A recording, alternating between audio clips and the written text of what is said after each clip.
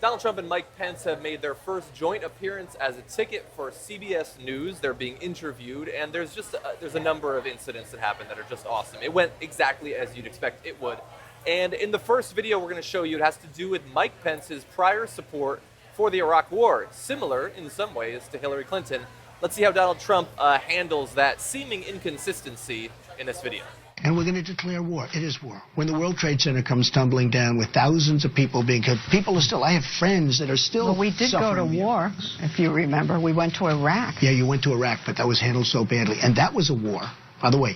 That was a war that we shouldn't have done, because Iraq did not knock down. Your running mate Iraq did not voted for it. I don't care. What do you mean you don't care that he voted? It's a long time ago.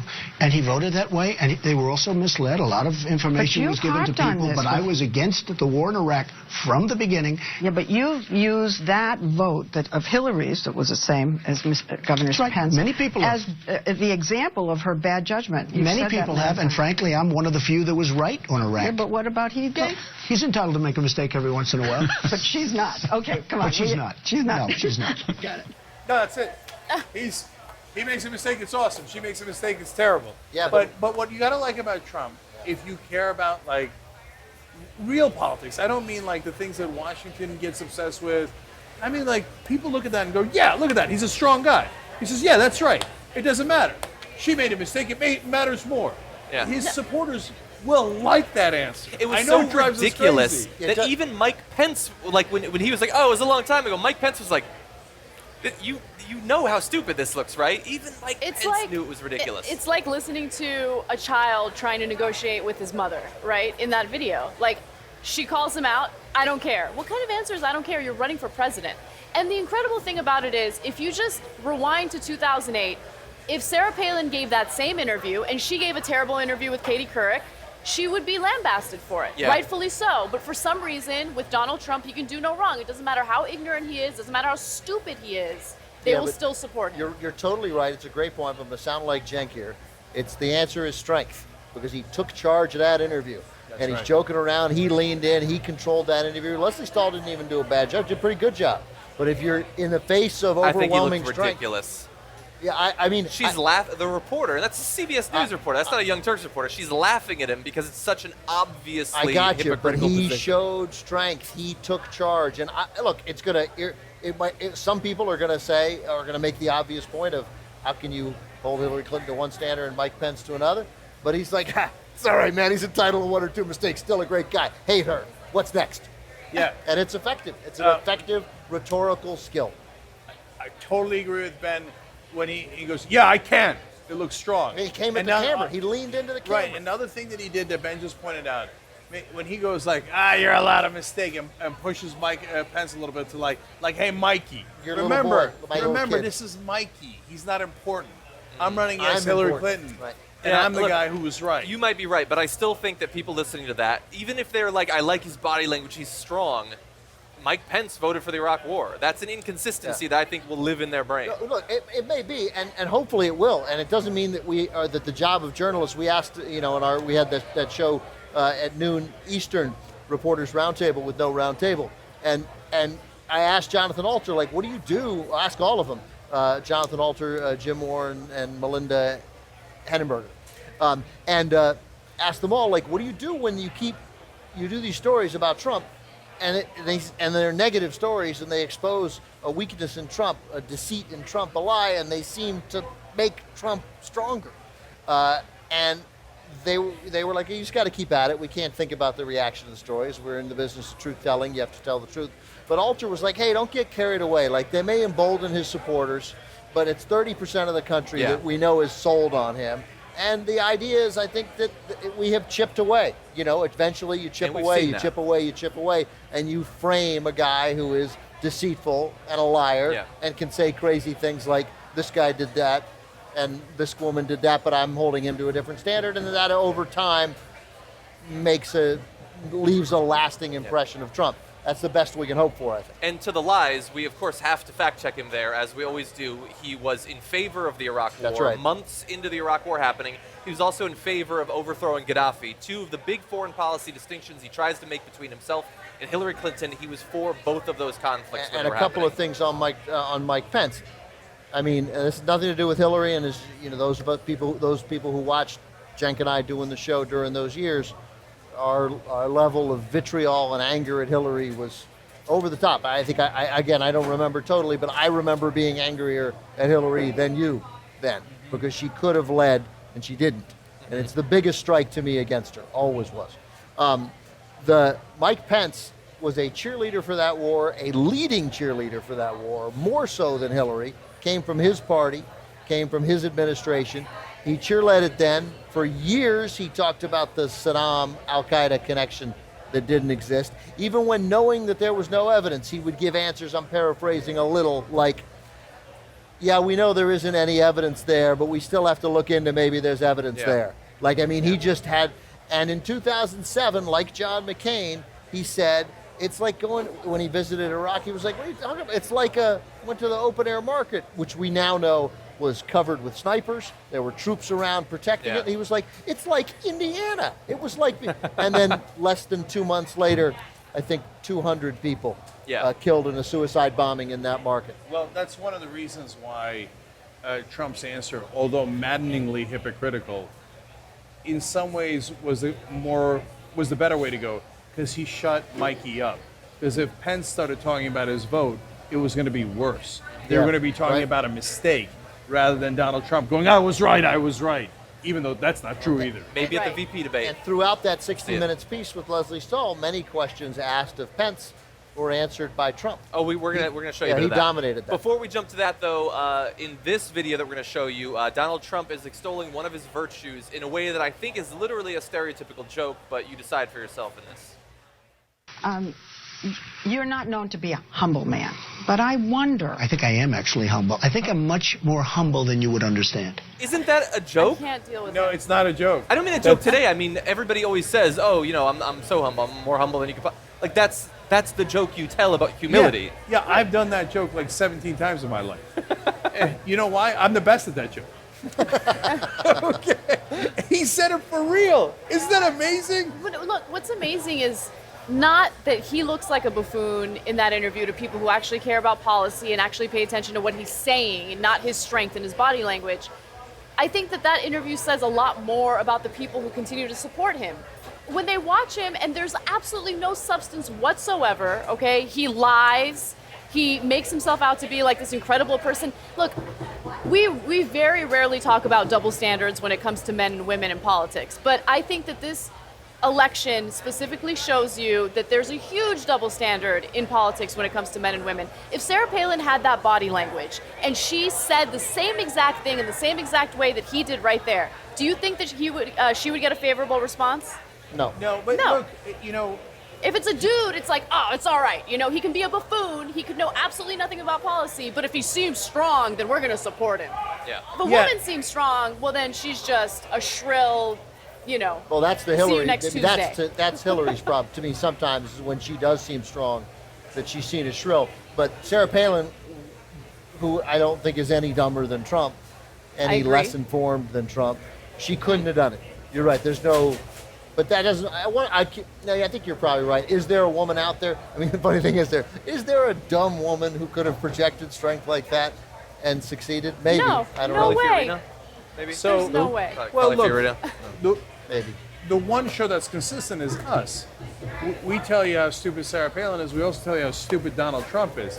That answer of like, you don't even understand how humble I am. I'm the best at being humble. You can't even understand how humble I am. And that is buffoonish and clownish, and just as clownish as if Sarah Palin had said it. But I think that to be fair to the rest of the media, they're worn out. Yeah. Like he said so many outrageous things, so many stupid things that it's like they sprinted like, oh my God, he said something crazy, and then it turns out, oh my God, it's a marathon, and they're exhausted. Yes, that's right. Sorry, Salon or Slate put together a list of the 141 Yeah, it's things pretty he great. said. Slate. The barrier wall was the 81st Yeah, it's amazing. thing he did. 141 things, Crazy. and a few of them you might not think all by itself disqualified you to be president, but like 94 of them all by themselves probably do. would be. Now- But to Cenk and I both thought that more so than you guys, that his answer to the first thing and the strength that he portrayed was an effect. Look, the answer's still bad, but it's an effective way of combating it. I don't think we agree I mean, I think we'll probably agree this was way less effective. No, not effective at all. Yeah, I don't see this one. Yeah. I see people seeing that answer and going, Ugh. Yeah. Yeah. I think there's two reactions to that. One is, to Anna's point, a lot of his supporters right over their heads. They're like, yeah, that's true. He's really humble. Hey, and then the second reaction is for the people in the middle. Because the people who don't like him, they got it, right? For the people in the middle, they're like, Really? right. Yeah. We have one other clip for you, and this one is interesting because you end up with Pence as the VP candidate. We believed for a long time that Chris Christie was at least in the top 2, top 3, and the reason he would be there is because Trump supposedly needs an attack dog, which has always seemed a bit odd to me, that Trump needs someone to attack people for him. No, Trump is attacking someone on Twitter right now as we're filming this. Yeah, can I just interrupt for a second? You're so right, John. It's like saying, man, that German Shepherd needs a puppy to be his attack dog. Yeah. Like, no, he's a German Shepherd. He's got it on It's always lockdown. weird.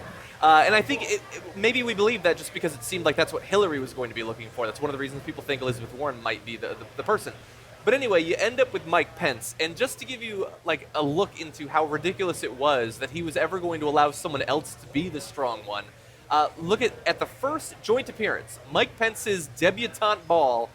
This is how Mike Pence gets to answer questions. I did very well in Indiana, like I did just about everywhere else, in all fairness.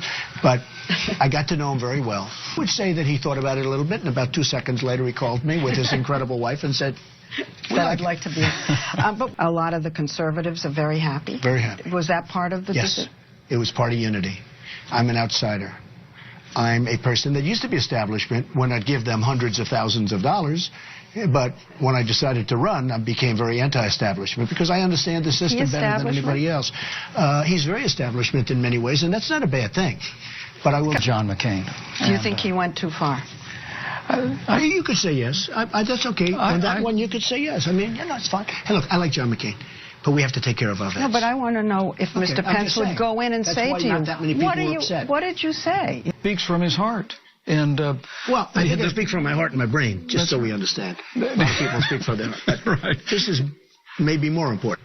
This good man, I believe, will be a great president of the United States.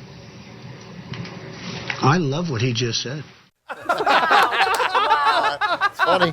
You have to give great. him credit because the one thing that Donald Trump is really good at doing is making other Republican lawmakers look terrible. That's right? That's Look right. like clowns. Point. He did it with Chris Christie. He's doing it with Mike Pence. He makes them look like clowns. Well-established politicians, well-seasoned veterans when it comes to politics, they look like clowns as soon as they're next to Donald Trump. I don't know a scenario where I accept being Donald Trump's number 2.